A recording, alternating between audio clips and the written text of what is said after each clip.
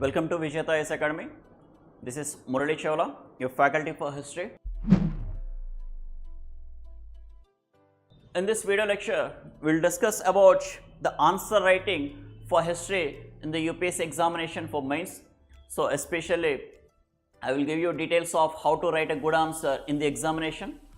So first of all, we will discuss how to deal with what aspects to be taken care of while writing answers for history in GS paper 1, right?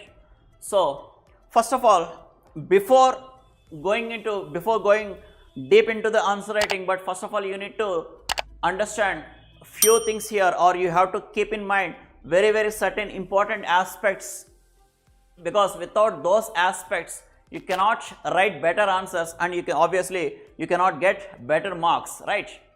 So here, if you see here, if I have provided those aspects which are important for examination. So you can see here. So that is first and foremost thing that you have to keep in mind was interpretation of question, right? So for any better answer, for writing any good answer or better answer, obviously you need to, first and foremost thing, that you need to understand the question. So here, that is interpretation of question is very important. Why it is important? Because if you only understand the question properly, then only you can address that question appropriately, right? So for suppose, let us take a topic, there will be some topic, so the question can be asked in different way with respect to the same topic. So there can be multiple questions that can be framed with respect to same topic, but thing is you cannot write the same answer for all the questions, because your answer must be dependent on the question, that is demand of the question, right? So most important thing in answer writing is understanding the demand of the question. So if you don't understand the demand of the question, obviously you will go in a wrong direction regarding your answer, right? So the question interpretation is nothing but understanding the demand of the question, and if you understand demand of the question, then obviously your approach for that question will be in a appropriate manner, right? For suppose, if a question is asked on a particular topic, and if you have written something else for that question, which is also related to the same topic, but you won't get good marks for that because you did not address the demand. So first and foremost, you have to understand the question. Especially in UPSC, you will see various tags also, like discuss, you will see justify, you will see comment, you will also find examine, critically examine, analyze. So these are the various kinds of taglines which will be used by the UPSC, which are followed by a statement, right? So for suppose UPSC will provide a statement and they will complete the statement with a tagline like examine, analyze, discuss, justify, comment. See, these are all not the same, okay? So your answer should depend on those taglines. So obviously you need to understand what to write for each and every tags. Okay, for suppose, let us say UPSC gave a statement and asked you to justify. So what you will do? You have to justify what has been given in this statement, right? For suppose, you should not take or you should not deviate from that statement. So that means UPSC itself is saying something and asking you to justify. So you have to stick to the statement and you have to justify the statement with proper aspects, right? Similarly, UPSC have given a statement and given the tag comment. So here you can go either way, or you can go agree with the statement or you can disagree with the statement, but with certain reasons. Okay, if you are disagreeing with the statement, you have to back up your argument with certain reasons. If you are not agreeing with the statement, you have to back up your argument with proper reasons, right?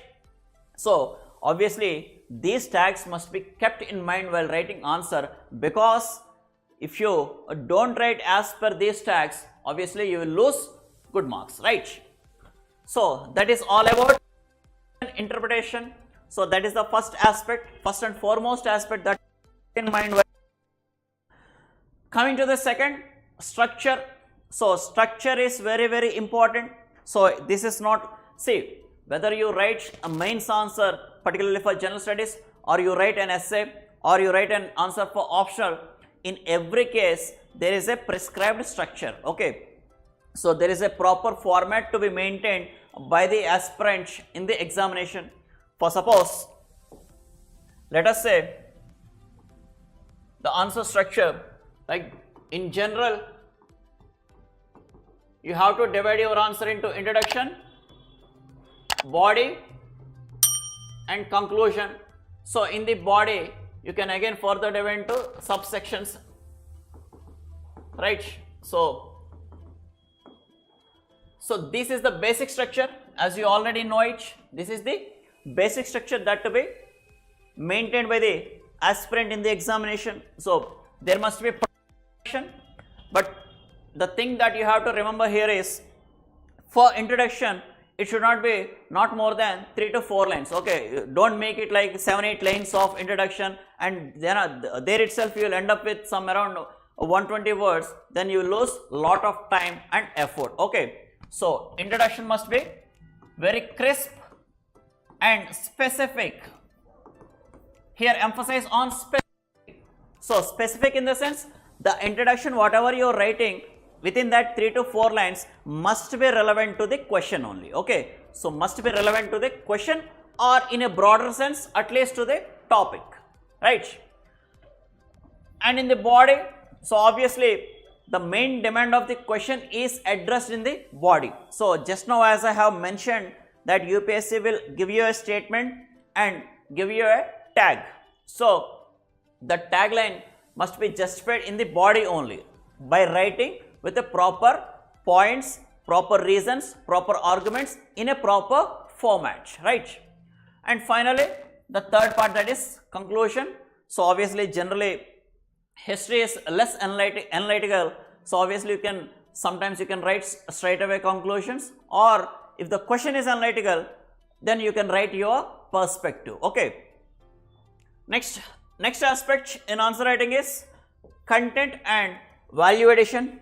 Again, so as compared to the question interpretation, this is also very important part in the structure of the answer, that is content and value addition. So obviously, for suppose you maintained a good structure, you interpreted the question very well, but if you don't have content, what you will do? So that's why content is very, it's like a brain of the question, right? Brain of the answer question. So if there is no brain, obviously the body cannot work. So without content, you cannot, even though if you maintain proper structure and all, but you won't get good marks, right? So this content also must be relevant to the demand of the question. Next aspect, that is flow of answer, right? Flow of answer means especially it is related to the body. For suppose there are subsections in the question, or there are sub-statements in the question which are relevant to each other or which are related to each other. So how you will write such kind of answers?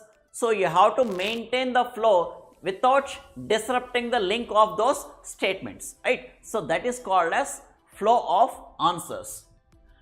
And another aspect, that is presentation and legibility. So obviously, say structure is important, content is important, at the same time to some extent presentation is also very important, because obviously the examiner will not have that much time to spend elaborate time on your paper.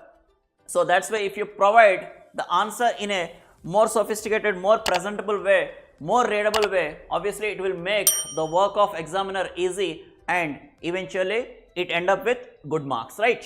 So maintain with good presentation and legibility as well. That means whatever you are writing must be readable, right? And apart from these aspects, the most important thing was stick to the word and time limit, right? So demand is important, interpretation of question is important, approach is important, content is important, presentation is also important. But most importantly, in the examination, confining yourself to the word limit, confining yourself to the time limit are very, very important, right? For suppose, let us say GS paper 1, so you will be having 20 questions. Questions must be completed in 3 hours. So hardly you will be getting 9 minutes per question on an average. So within that 9 minutes, you have to read the question, you have to analyze the answer in your mind. So, and you have to start writing the answer in the paper, on the paper, right? So, but for that purpose, so everything has to be done in that 9 minutes only. So, if you take some 15 minutes for one question, obviously it will kill or it will take the time which is allocated for other questions. So, you have to stick to the word limits and time limits. So, confine yourself to the 150 words and confine yourself to the 250 words for 10 marker and 15 marker respectively, right? And similarly, maintain the time limit. So, obviously, you have to maintain that consistency throughout the paper, right from the first question to 20th question. If you maintain that consistency of the word and time limit, obviously you will end up with writing all the answers and eventually you will end up with getting very, very good marks, right? So, actually, this is the major concern for many students where they fail to stick themselves to the word limits. So, but that comes only with the practice, right? So, these are the various aspects that to be kept in mind while writing answers in the mains examination, right? So, here I also provided some of the questions that were asked in the previous years, so especially 23 and 22. So, these are the nature of questions. Obviously, as I mentioned, UPSC will come up with very, or sometimes UPSC will ask direct questions as well, right? So, here in this case, most of the questions are direct or some of them are analytical. So, especially if you see the questions like 5th question, questions like 6th question. So, these are more analytical in nature. So, you have to not only provide the facts. See, history is not just about jotting the facts on the paper. It's also about it analytical in nature. You also sometimes have to put forward your perspectives. Sometimes you have to put the perspective of various authors as well. So, don't think that history is just like, reading the past and putting it on the paper. No, it's not at all. Okay. So, but you have to present the history, the present, the past from your perspective or sometimes from the author's perspective. So, that is nothing but analytical analysis of the papers, right? So, here I have provided 2022 paper as well. So, these are the various questions that were asked in the examination, right? So, this is all about answer writing, particularly for history in GS1. So, these are the things which you have to keep in mind while writing an answer, okay? So, for furthermore discussions on the answer writing, so we will discuss that in our class lectures. So, every day we will practice questions in the class itself. So, PYQs will be discussed and within class itself we will give some certain questions which will be discussed in the class itself. So, for those, please stay tuned for further more videos for these kind of discussions, right? Thank you. Thanks a lot.